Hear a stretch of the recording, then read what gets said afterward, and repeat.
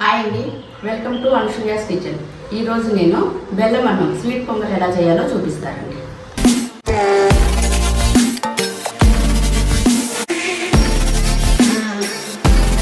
Sweet పొంగల్కి కావాల్సిన ingredients ఏం కావాలో చూపిస్తారండి.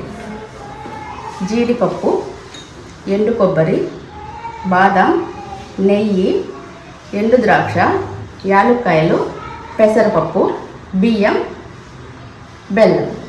ఇంతేనండి. ఒక గ్లాసు బియ్యం పోసుకుందామండి. కుక్కర్లో పోసుకుందాం. పెసరపప్పు ఒక పావు గ్లాసు పెసరపప్పు అండి. బియ్యం 2 సార్లు నీట్గా కలుపుకోవాలండి, పప్పు బియ్యము. ఇప్పుడు ఇది ఉడికించడానికి 3 గ్లాసులు నీళ్ళు పోయాలి. 2 గ్లాసులు ఒక గ్లాసు బియ్యంకి 2 గ్లాసులు నీళ్ళు పడతాయి. పప్పుకు 1 గ్లాసు కలిపి 3 గ్లాసులు నీళ్ళు పోసి ఉడికించాలండి. 3 విజిల్లు వచ్చే వరకు ఉడికించుకుందాం.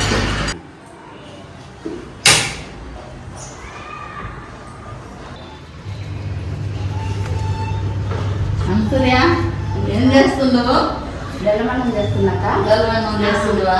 బాగున్నాను. బెల్లం పాకం పడుతున్నాక. బెల్లం పాకం. బియ్యము ఈ గ్లాస్ తోటి బియ్యం 1, పెసరపప్పు తీసుకున్నాం పావు గ్లాస్కి. దీంతో 1.5 గ్లాసు బెల్లం. కొంచెం తీపి ఎక్కువ తినే వాళ్ళు ఉంటే ఇంకొంచెం వేసుకోవచ్చండి. ఇప్పుడు బెల్లం కరగబెట్టుకుందామండి. కుక్కర్ విజిల్ వచ్చింది, ఆపేసుకుందాం స్టవ్. ఇప్పుడు ఈ గ్లాస్ తోటి 1 గ్లాసు బియ్యము, పావు గ్లాసు పెసరపప్పు వేసినాం కదా, ఈ గ్లాస్ తోటి 1.5 గ్లాసు బెల్లం వేసినాం. బెల్లం కొన్ని నీళ్ళు పోసేసి కరగబెట్టుకుందామండి. తీపి కొంచెం ఎక్కువ తినేవాళ్ళు ఉంటే ఇంకా కొంచెం ఎక్కువ బెల్లం వేసుకోవచ్చు. సమానంగా తక్కువ తినేవాళ్ళు ఉంటే ఇంతే వేసుకోవచ్చు. బెల్లం కరిగిందండి.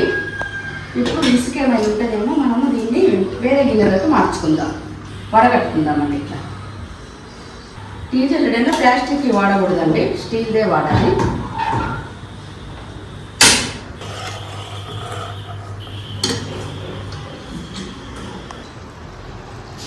బియ్యము పప్పు ఉడికిందండి. ఇప్పుడు ఇది తీసి మనం ఈ ఉడుకుతున్న పాకంలో కలుపుకుందాం.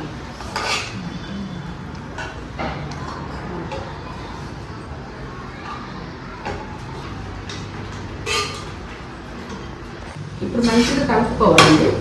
ఆ బెల్లం పాకం అన్నం బాగా కలిసేలాగా కలుపుకోవాలి. సిమ్లోనే పెట్టుకోవాలండి, లేకపోతే మాడిపోతుంది.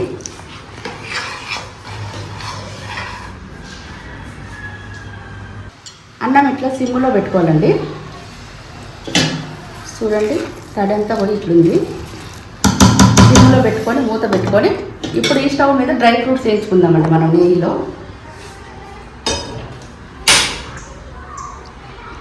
మాక చూపిస్తుందండి.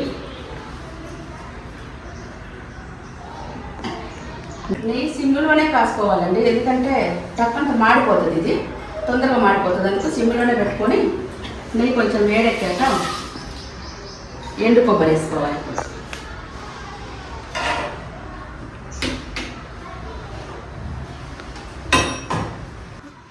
ఎండు కొబ్బరి కొంచెం వేగిన తర్వాత ఇప్పుడు బాదం పప్పు వేసుకోవాలండి. వెంటనే జీడిపప్పు, ద్రాక్ష అన్నీ వేసుకొని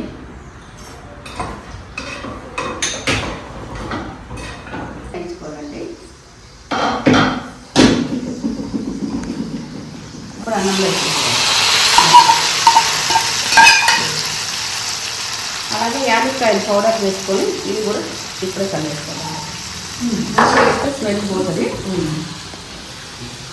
బాగా కలుపుకోవాలి.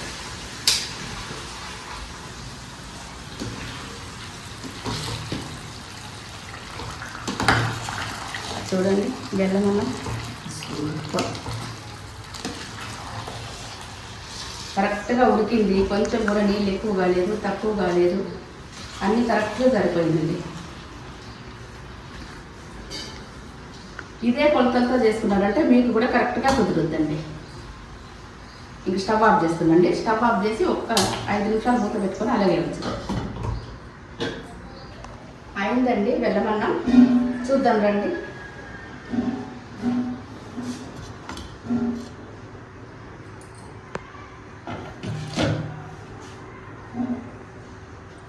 చూడండి జీడిపప్పు బాదము అంత నేతిలో ఉంచిన గమ్మని వాసన వస్తుంది. మేము చేసిన బెల్లం అన్నం మీకు నచ్చినట్టయితే లైక్ చేయండి, షేర్ చేయండి, సబ్స్క్రైబ్ చేసుకోండి.